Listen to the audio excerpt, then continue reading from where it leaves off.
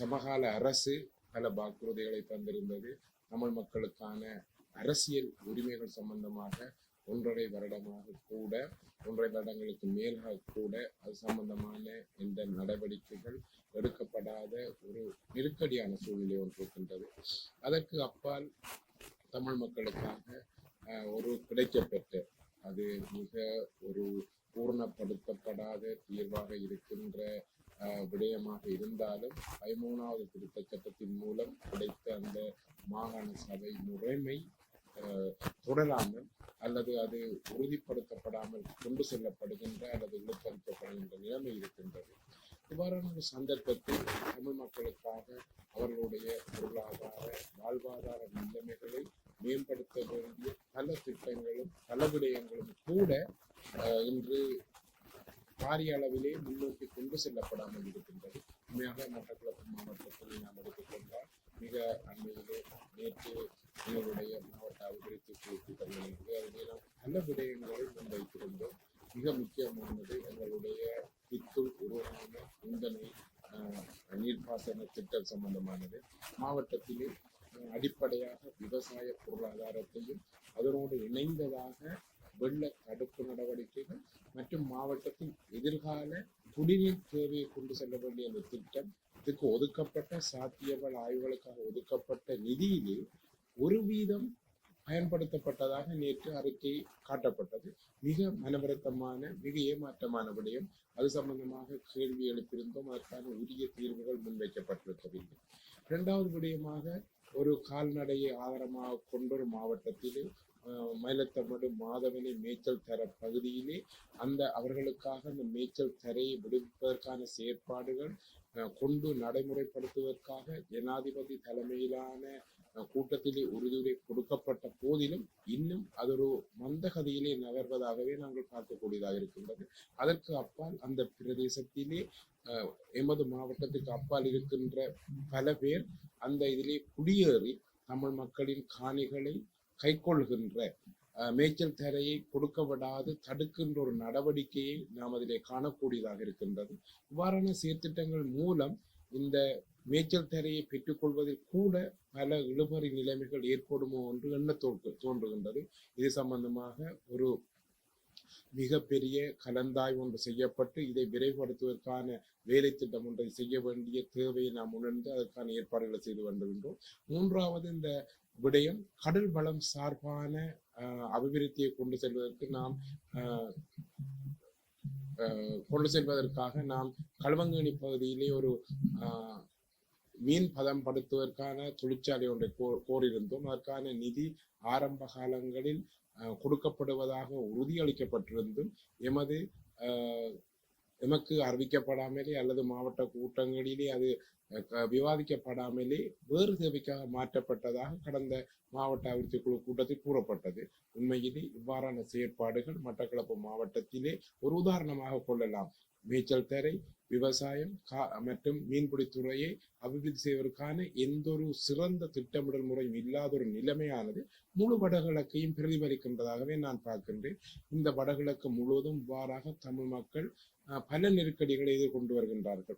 அடுத்ததாக நாம் பார்க்க வேண்டிய மிக முக்கியமான விடயம் எமது தமிழ் மக்கள் சார்பாக இந்த செம்மணியிலே கொல்லப்பட்டு ஒரு இனப்படுகொலின் அடையாளமாக புதைக்கப்பட்டவர்களுக்கான உடலங்கள் அல்லது அந்த எலும்பு தொகுதிகள் தோண்டி எடுக்கப்படுகின்ற நிகழ்வுகள் நடந்து கொண்டிருந்தாலும் அதை ஒரு ஆதாரமாக வலுப்படுத்தி தமிழ் மக்களுக்கு எதிரான கொடுமைகள் நிகழ்ந்தது என்பதை உறுதிப்படுத்துவதற்கான செயற்திட்ட முறைகள், அதாவது அதற்குரிய DNA பரிசோதனை முறைகள் அல்லது அந்த எலும்பு தொகுதியை பாதுகாப்பான முறைகள் ஒரு சிறப்பானதாக இல்லை. ஆகவே இவ்வாறான செயற்திட்டங்கள் மூலம் எமது தமிழ் மக்களுக்கான நீதி கிடைக்கும் என்ற செயற்பாடுகள் அது ஒரு உறுதியாக கொள்ளப்பட முடியாத நிலைமையும் இவ்வாறாக கடந்த காலங்கள் போன்று ஒரு சாக்குப்போக்கான நிலைமைகள் மூலம் அவை மறுதளிக்கப்படும் சந்தர்ப்பங்கள் ஏற்படுமாக என்ற எண்ணமும் தோன்றுகின்றது.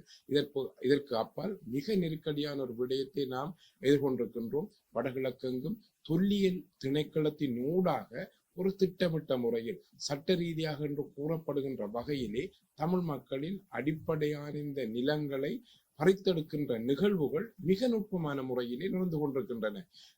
தொல்லியல் துறையின் பல அகழ்வுகள் நடைபெறலாம், ஆனால் அது பௌத்த அடிப்படையான சின்னங்களா இல்லையா என்று ஆராய்ந்து அவற்றை உறுதிப்படுத்தி ஒரு பௌத்தமயமாக்கலுக்கான நடவடிக்கைகளே வடகிழக்கங்கள் நடைபெறுகின்றது. இதன் மூலம் தமிழ் மக்களுக்கான ஒரு நில ஆதாரமான நிலைமையை இல்லாதொழிக்கின்ற விடயம் மிக நுட்பமான முறையில் கையாளப்படுவதாகவே நான் காண்கிறேன். இந்த அரசில் கூட அந்த செயற்திட்டங்கள் மிக நுட்பமான முறையிலே சட்ட ரீதியான என்ற பார்வையின் ஊடாக கொண்டு செல்லப்படுவதன் மூலம் இதற்கு மாற்று கேள்விகளோ அல்லது சட்டத்துக்கு எதிராக நிற்க முடியாத ஒரு நிலையை உருவாக்கி அல்லது இதை ஒரு நீதிமன்றத்தினூடாக கொண்டு சென்று வடகிழக்கெங்கும் பல தொல்லியல் சின்னங்கள் பௌத்த சின்னங்களாக உறுதிப்படுத்தப்பட்டு சிங்கள பௌத்த சின்னங்களாக உறுதிப்படுத்தப்பட்டு தமிழ் மக்களின் வாழ்வாதார நிலங்களை சிதைப்பதற்கான நடவடிக்கை நான் பார்க்கின்றேன். கடந்த கால வரலாறுகளிலே பௌத்த மதம் தமிழ் மக்களாலும் சில இடங்களில் பின்பற்றப்பட்டிருக்கலாம், தமிழ் மன்னர்களாலும் போற்றப்பட்டிருக்கலாம்.